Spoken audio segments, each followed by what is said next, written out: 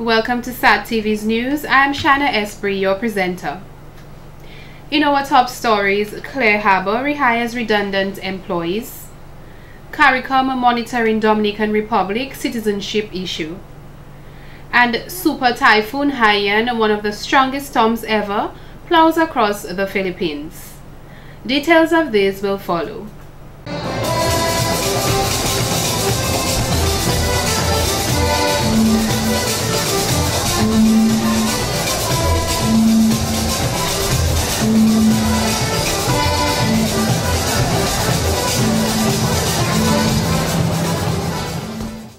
Welcome back.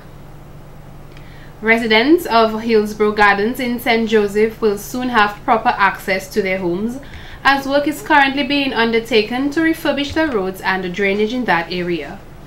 Parliamentary representative for St. Joseph, Mr. Kelva Daru, disclosed at a site visit on Thursday, November 7th, that over $200,000 have been invested in this project. Currently, there are 30 houses in the area, which were specifically constructed to accommodate residents of the St. Joseph and Alayu communities. You can see that we've taken special interest in ensuring that the residents here have all of the utilities that they require as it relates to housing needs.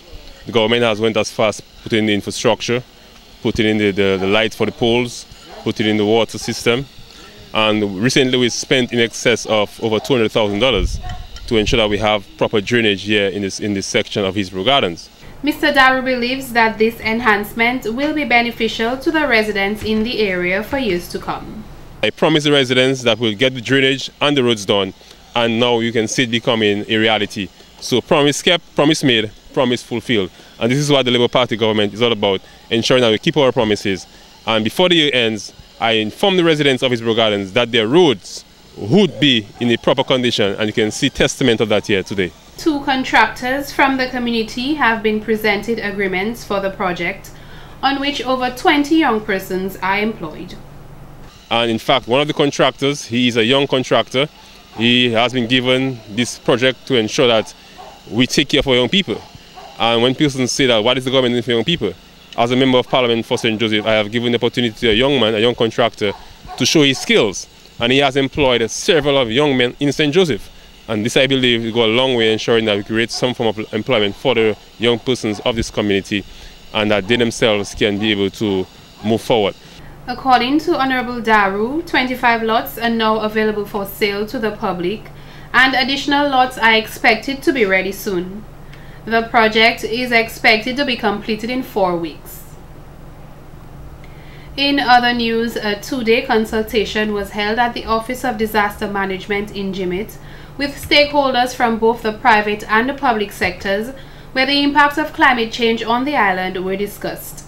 The consultation, which began on Thursday, November 7th, is under the theme Climate Smarting Our Country Work Program. The main objective of the consultation are to develop an awareness of climate change and its impact on a national level, including existing development challenges, vulnerabilities, and future risk, focusing on hydrometeorological hazards and events. Mr. Lyndon Robertson, Program Officer at Caribbean Disaster Emergency Management Agency, warned that Dominica must be cognizant of climate change. In this era, we have to be conscious of climate change. And this global phenomenon has the capacity and it has the ability to precipitate on our region one of the most significant aspects of disasters. In terms of projections are that we would have more intense storms, we would have more unseasonal rainfalls, which would result in more severe flooding events and the like. So we have to be mindful that when we are managing for disasters and we are advancing comprehensive disaster management, disaster risk management, disaster risk reduction and the like, we have to always be conscious and mindful of the climate change adaptation. He is optimistic that a draft Climate Smart Comprehensive Disaster Management Country Work Program will be developed at the end of the consultation. This, we are optimistic, will result in a strategic programming framework for disaster management that includes disaster risk management and climate change adaptation. And in conclusion, let me take this opportunity to remind us also that disaster management is not the responsibility of the Office of Disaster Management in the Commonwealth of Dominica. That disaster management is actually a shared responsibility with every sector, the entire civil society, and everyone working together at the sectoral approach and at the community approach in order to build that resilience to disaster management and climate change in our region. Other topics covered at the consultation were a review of the current country work program, climate change, impacts and adaptation strategies in Dominica, and the identification of climate change trends, hazards, and impacts. The consultation ended today, Friday, November 8th, with a presentation from Jared James. In more news, the St. Mary's Primary School has embarked on an Eat Fish Day, where students are encouraged to eat healthy by eating fish, an initiative of the school's 4-H club. On Friday, 8th November, fish was prepared and served to students around the school, following a $3 contribution towards the development of the school. Ms. John Baptist, teacher at SMP, says they hope to make this annual event. I believe it's a good initiative, and it promotes healthy eating. Therefore, since we do it at HFLE, tell them to eat healthy, I believe we could. Well, even if it's not with fish every year, it could be with some other health foods, but we would like to continue. The Fisheries Cooperative, as well as parents, donated a total of 125 pounds of fish to aid the school's activity. Last year, as a fundraiser activity, the school held Coconut Day and hopes, in addition to Eat Fish Day, to host a different event next year. The boys at the school were also excited about the event and gave positive reviews. Well, the Eat Fish Day is something that's going on around Dominica, and we're trying to enforce it in our school. So we're going to have people selling fish to the children so that they would be healthy, and they will go home and tell their parents that they could eat more fish instead of chicken. Jamal explained that as a 4-H club, they will visit the classes to ensure that all the students receive their fish bowls, and had a wonderful message for the public on eating healthy. So eating healthy, it can help you in your body weight, and it will just help your different organs and your body that it will function good. Staff and students at the St. Mary's Primary School thank everyone who assisted and participated in this year's event.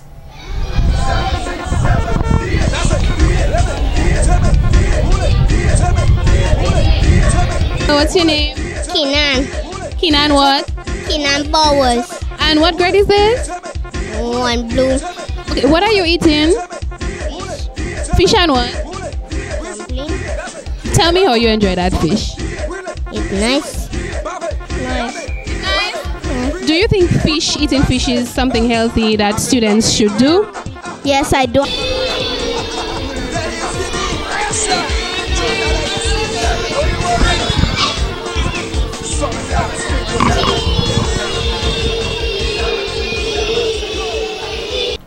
In more news, in a positive turn of events, Clara Bow Limited has announced that 27 of the 243 employees who were made redundant as part of the company's reorganization in August this year will be recalled by December 9th, 2013. This is possible as Clara Bow recently signed a contract with a new client, opening an additional areas for business. The company is confident that the new client, an insurance company, has seen value in Clara Bow's outstanding track record of delivering results to its partners. Ms. Mary Quinons, General Manager of Clara Bow, said, and I quote, "We are also on course to hire 250 employees by March of 2014 to serve this client. This number will surpass our original staff complement before the reorganization of our Caneville offices earlier this year." End quote. We're going to make sure that we follow the laws of Commonwealth of Dominica, guys. The law states that if we hire within the first 6 months, that we must bring back our Clear Harbor employees. So I say that because I want to reassure our employees that it's not just our desire to bring them back, we need to bring them back. And I think it makes them feel better to know that the law supports them as well. So yes, 100%, we will not go outside until we hire them. When the company's reorganization operations commenced at Canefield offices in August, they had announced their intention to rehire affected staff once they added new clients to their portfolio. Recalling the 27 staff in this initial instance honors that promise, she said. The client we have that sits in Marpin started at a 25-seat pilot about 2 years ago. It currently has 194 people. Okay, so that's what we plan to do, is to start these clients as pilots, and then our anticipation is that within 45 to 60 days, if we do what we need to do, our people do what they need to do, we should be able to grow those business and expand. Clients typically want to come in and test you out and make sure that you can do a good job, and then once you do, they're willing to give you more and more seats. Ms. Quinones added Clear Harbor's 8-year partnership with the Commonwealth of Dominica has blossomed into a full-fledged commitment to bringing good-paying jobs to the nation and maintaining its reputation as one of the country's biggest private sector employers.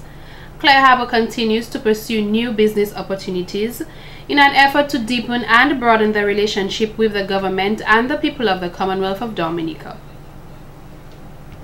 In other news, during Dominica's celebration of its 35th anniversary of independence, Minister for Foreign Affairs and Prime Minister Honorable Roosevelt Skerrit met with a number of ambassadors and high commissioners. This was possible as they were in Dominica representing their respective nations during the independence celebrations. There were His Excellency Pak Dong-sil, Ambassador of the Republic of Korea, South Korea, and Her Excellency Celsa Nuno, Ambassador of Spain. He also met with His Excellency Vladimir Pelinov, Ambassador of the Russian Federation, and Her Excellency Matthew Joyny, South African High Commissioner, and His Excellency Richard Hanley, Canadian High Commissioner. Honorable Alvin Bernard, Minister of State in the Ministry of Foreign Affairs, Ambassador Steve Farrell, Cabinet Secretary, and Ms. Karin Prevost, Permanent Secretary in the Ministry of Foreign Affairs, were also in attendance at the meetings. In more stories, the farmers of Bells are now better equipped for their trade after receiving a donation of fertilizer from Parliamentary Representative of the St. Joseph constituency, Honorable Kelva Daru, on Thursday, November 7th. He made the donation to the Bells Farmers Group, an organization which he said he established in 2010 when he became a member of Parliament to oversee the activities of the farmers in that community. As we are aware, Bells is a very vibrant farming community, and the farming group consists of over 70 farmers. Initially, the government of Dominica made a pledge of $10,000 towards that group in 2010, and that was used to really kickstart the activities of the group. Today, as a member of Parliament, I made a promise to the farmers group here in this community to provide them with fertilizer, and this morning I'm presenting 100 bags of fertilizer to the farmers group to ensure that there can be greater productivity, particularly as relates to the dash-in crop in this community. Of course, this is a promise that was made to the farmers group, and it's a promise that has been kept by the Member of Parliament. I've also made several presentations of fertilizer to the group, and the chairman of the farmers group is here this morning, and he can testify of that. Very importantly, the constituency of St. Joseph is a very large farming community, and as a Member of Parliament, I take pride in ensuring that the farmers in this constituency, their needs are being met. Mr. Daru noted the government has to carry out roadworks of feeder roads in the Bells community to ensure it is in a good condition while increasing the productivity of the farmers. Several young farmer groups have been organized throughout his constituency, he stated, so young people can get involved in farming. Land was also made available to St. Joseph and Mero farmers who have already begun production. And to each of these groups, the Member of Parliament has been available inputs, equipment, farming equipment that is, to these farmers to give them a kickstart and to get these young guys energized and back on the farm where they can make a living for themselves. And this is something that will continue. And here in Bells today, this presentation of fertilizer will go a long way towards the farmers group. The plan is that the farmers group, when they receive the fertilizer, they will sell it back to the farmers at half the price, half the market price, So I believe the price at the market is about $67, $68, even $70 about. So this fertilizer will be sold to the farmers at about $30 per bag. And this is in a way so the farmers group can get some income and they can get some further inputs to make available to the farmers. So this is the role that the Member of Parliament has played in ensuring that the farmers here in Bells, they can receive the fertilizer here today and they can have greater productivity on the farms. Meanwhile, Chairman of the Bells Farmer Group, Mr. Jerry Maximus, said, although the donation is limited, it will assist the farmers, especially as fertilizer inputs are very costly.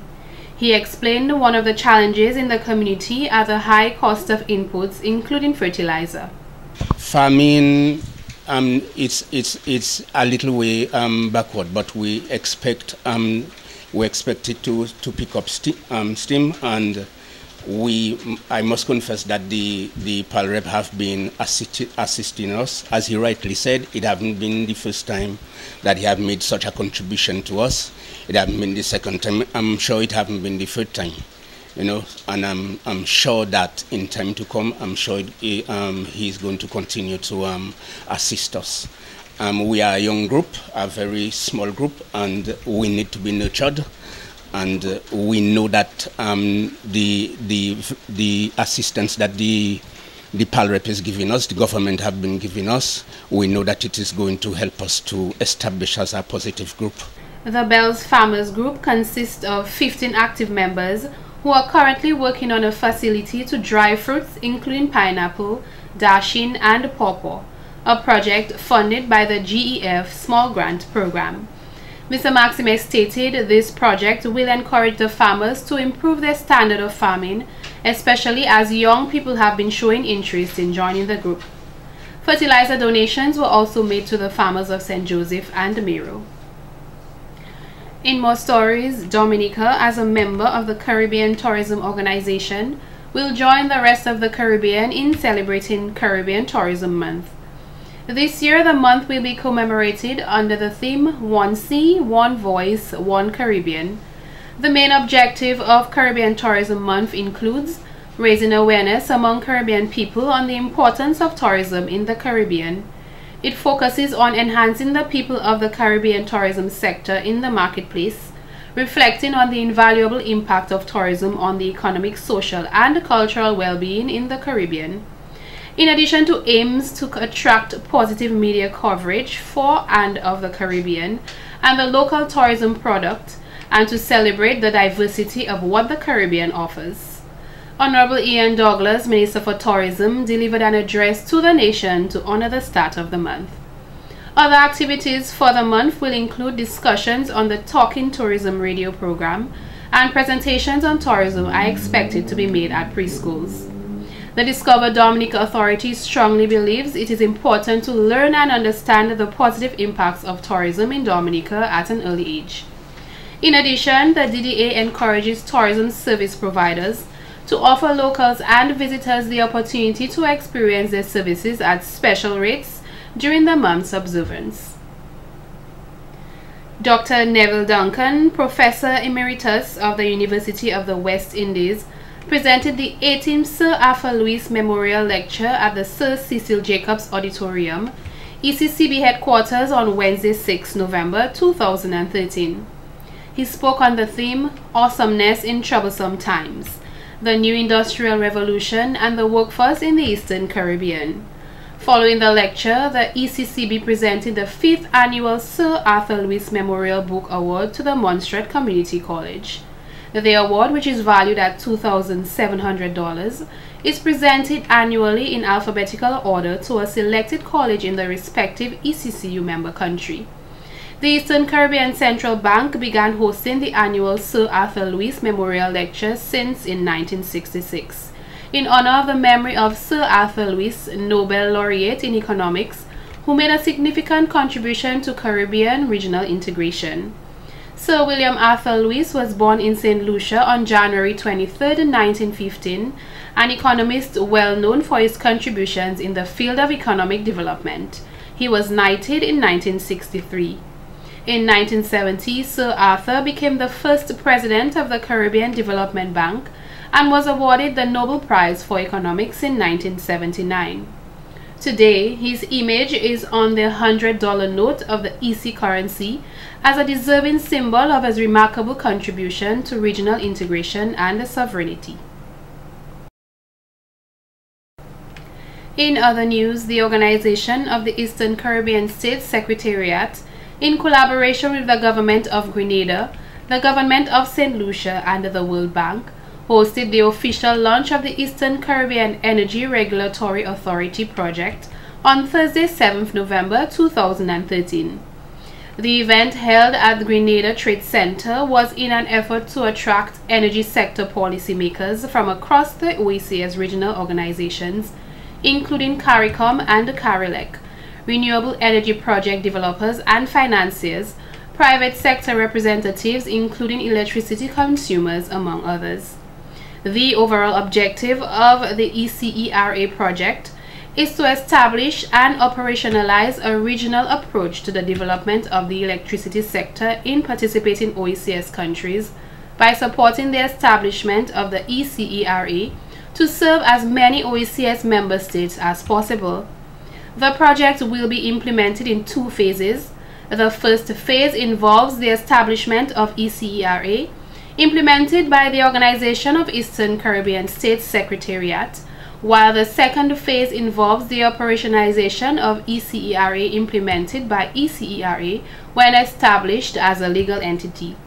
The Eastern Caribbean Energy Regulatory Authority will broadly be responsible for regulatory oversight of the electricity suppliers, including utilities and independent power producers.